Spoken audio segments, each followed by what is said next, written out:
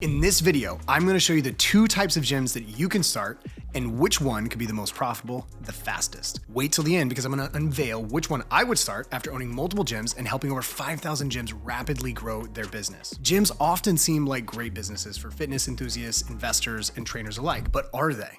Let's look at the two types of gyms that you can start and compare them head to head to see which one is the best option for you. Now, the most popular and well-known type of gym that you could start would be a franchise gym. Why is it the most popular? Well, because of three big reasons. Number one would be brand recognition. Number two is you pretty much get a pre-built business model, aka a business in a box. And the third one would be, in my opinion, the perception of success. If you live in the US and not under a rock, you've probably heard of Planet Fitness. Do you want to know why you've heard of them? Because they spend roughly $250 million. Yes, $billion every year on local and national awareness campaigns advertising their judgment-free gyms. They've even sponsored the New Year's Eve ball drop in Times Square for 8 consecutive years. Now, if you add in Gold's Gym, Lifetime, Equinox, F45, Orange Theory, and more, it's easy to see why brand recognition is a big reason why you might want to go the franchise route. But is it worth it? I'm going to talk about that in just a second. The second reason franchises are appealing is because they come with pre-built tested systems and processes. Think of it like a business in a box. You pay for the business and then they hand you all the things that you need to know and do to make that business work. It can take a lot of the guesswork out of running a business, especially if you don't have experience doing it. But that doesn't mean that it's a foolproof business, and we're going to cover why in just a second. The third reason why franchises are popular is because there is this perception that they're successful. You see the big name brand franchises. You hear the thousands of locations, the revenue the franchise is making. That means that if I start a franchise, it must be successful, right? Not so fast. Did you know that according to Franchise Direct, across all types of franchises, 51% of franchise owners make less than $50,000 a year? Only 7% take home more than $250,000. That sounds oddly familiar, but why is that? Well, there's lots of reasons, but here are the top 3 reasons why a franchise might not work for you. Number 1, expensive investment and fees. The second one, in my opinion, would be no freedom. And the third would be you still actually need to work. So let's talk about the investment and fees first. Starting a fitness franchise location can range from as little as $2,000, jazzercise, to as astronomical as $4.9 million for a Planet Fitness. But if you're looking at averages, it costs roughly $280,000 on average, including franchise fees, build out equipment, software, and more to start a franchise location. Now that's a decent amount of cash to get started, and most people don't have that collecting dust in their pockets, so the majority of people get loans. But the expenses don't stop there. Once you're up and running, the vast majority of franchises have ongoing royalties and marketing fees. Now, the average across fitness franchises is a monthly 6.4% royalty right off the top and a 1.8% marketing fee. That's 8.2% that you can say goodbye to every single month, no matter what. Then you have renovations that are required by franchises every few years. You have zero choice in this and basically have to pay for the updates and changes needed regardless. And those can range from $10,000 to upwards of $1.2 million depending on the franchise. Now, if you're wondering what the payback period would look like, meaning how long until my initial investment is paid off and I'm truly profitable, then stay till the end because I'll do a full comparison. If you like to have a lot of autonomy and freedom to try new things or even add different types of training options for your members, you're not going to find that in a franchise model. You see, a franchise is designed to scale with a consistent look, feel, and experience at each location. They want every single person, no matter where you are, to get the same experience because they have a brand to maintain and protect, which means when you sign up with a franchise, you're signing up for their business model, training methodology, their pay scale, staff training and scheduling, marketing requirements, offers, and a whole lot more. Now, if it's a successful franchise, that makes sense and it's worth it. But what if it's not successful? And is it worth the initial investment? Now, the third reason why franchises might not be a fit for you is that it still takes work. I might sound like Captain Obvious here, but after talking with thousands of franchisees and hearing many of them say that they expected this to be a passive investment, it's worth mentioning this. You are buying a business. A business is not a magical machine that just runs by itself. It will still require your time and attention to some degree. And depending on the franchise, it might require you to work in it full time, regardless of what they promise you during their sales pitch. So don't put your hopes, dreams, and life savings into a fitness franchise if you're expecting it to just be mailbox money that comes in every single month. It's not gonna happen right away, if ever. The real question is, how much money can you make from a fitness franchise? I'm going to cover that in a second. But first, let's look at the second type of gym that you could start. The second type of gym you can start is broadly categorized as an independent gym, meaning it's your brand, your messaging, your business plan, it's all yours. There are tens and thousands of independent gym owners in the US alone, and it's really easy to start one yourself. Here's 3 reasons why you might want to start an independent gym. The first one is low startup costs. Compared to the average total investment needed to start a franchise, $280,000, starting your own independent gym can be as little as you want to as much as you want. You really only need to figure out 3 things. What type of training model do you want to run? Meaning semi-private, large group training? Do you want to run a 24/7 access facility? What type of facility do you want to have? The second question you need to ask yourself is how much space do you need? And then the last one is how much equipment do you need? If you can answer the first question, you pretty much answered the next 2.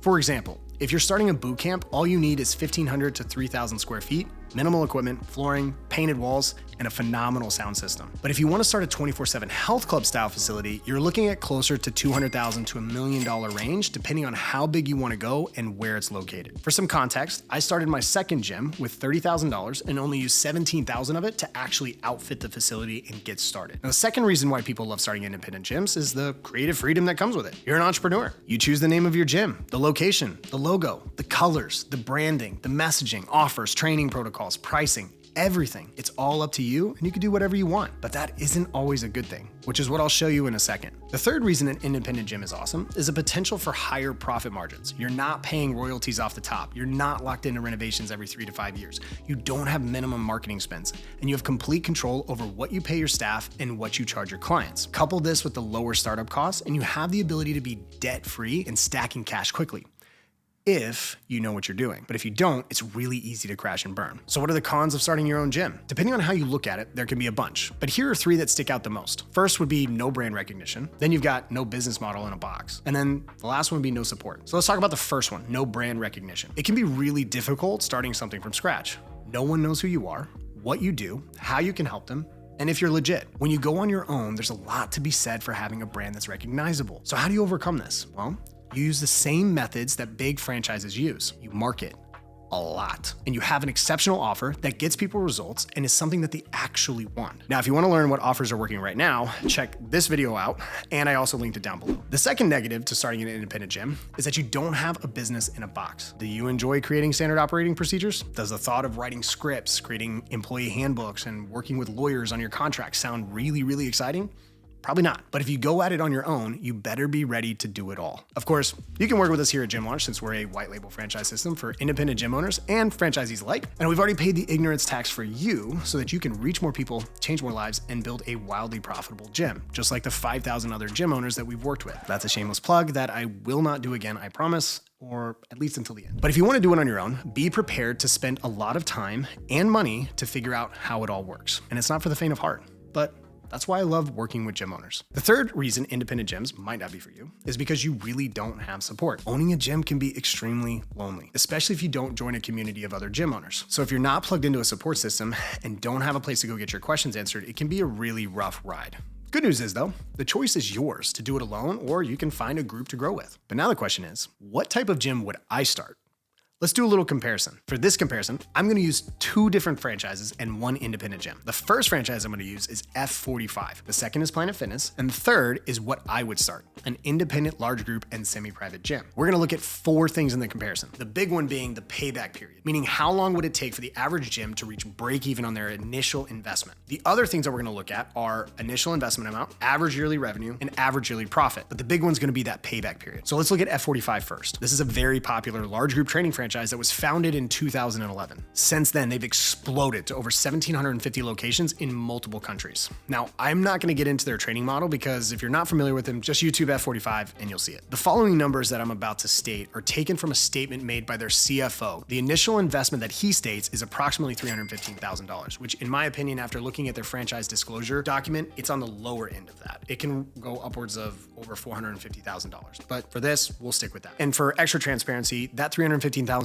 also includes having $60,000 to $100,000 in additional funds to live off of for a 6-month period, according to their franchise disclosure document. Let's talk about royalties. Royalties for F45 are 7% of gross sales or a minimum of $2,500 a month that kicks in 180 days after signing the deal. That doesn't mean launching. That means just signing the franchise agreement, which gives you a reason to get going. You also are gonna have what's called a brand fund, which is 2% of gross sales or a minimum of $200 a month. And then on top of that, you also are required to spend a minimum of $2,500 per month on marketing. Now, I don't have a problem with the marketing budget if it actually works. If it doesn't, that just means that you're stuck throwing money away. And if you don't have control over the offers and they just stop working, you're in for a world of hurt. Now, according to their CFO, by year 3, so 3 years in, their average location is doing roughly $360,000 a year in gross sales.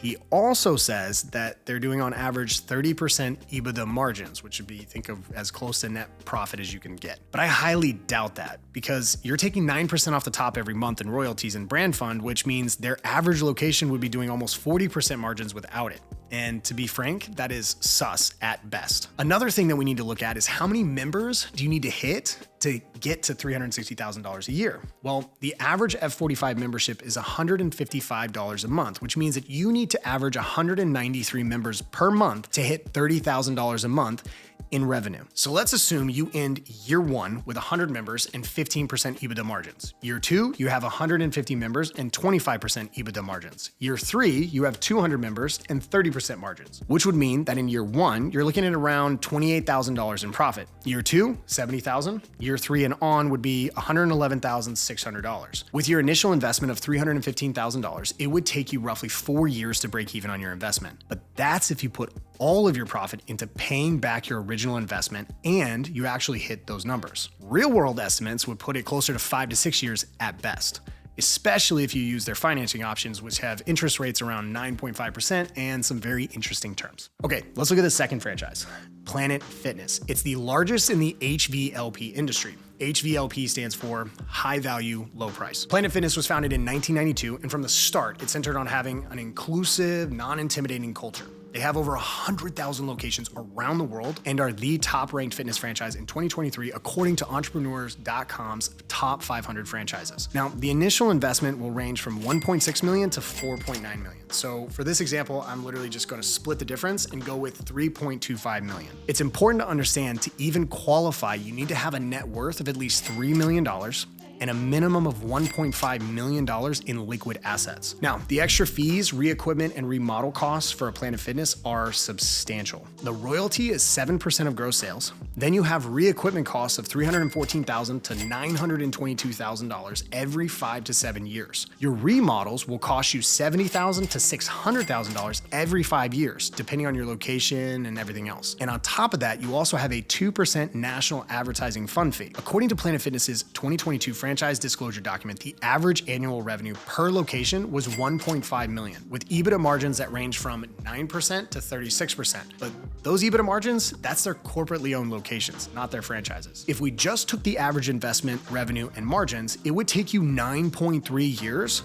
And that doesn't include the remodel or re-equipment costs. I don't know about you, but I'm not sure I'd want to wait almost a decade before it becoming truly profitable and it pays back my initial investment. But let's move on. Last but not least, let's do an independently owned gym based on what I would start and what the average launch would be based on what we know, including revenue numbers for gyms that have started with us. Now, this gym would be a large group and semi-private facility, and I'm gonna go crazy with the initial investment and say it'll be $100,000. Now, keep in mind, please, that you can start a gym, an independently owned gym, for 20 to 40% of this with ease, depending on where you're located, obviously. With that $100,000 initial investment, which includes $25,000 in a 90-day grand opening pre-launch campaign, here's how quickly you could pay that back. In the first 90 days, you would just be pre-selling 6-week challenges at $599 per person.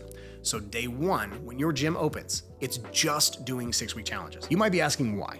It's very simple. Because you want cash and you want it fast. You also want to get people insane results quickly to establish yourself in your community as the transformation leader. So we're going to pour our marketing dollars into the first 90 days and start collecting money ASAP. Using our averages with a $25,000 spend, in 90 days, you can add 205 members at $599 per person before you ever run a class. If you're keeping track, that's $122,795 in cash day 1. So you've already recouped your initial investment in literally 3 months. And then all you have to do is just keep selling people and converting them. If it were me, I wouldn't stop there. I would just keep pouring all of my extra cash for the first 60 to 90 days of being open into more marketing so that I can set myself up with a huge reoccurring revenue model in a very short amount of time. Because at worst, 50% of those initial 205 people will convert into a monthly membership of $49 a week. So you're looking at having $21,000 in reoccurring revenue by your 7th week of being open.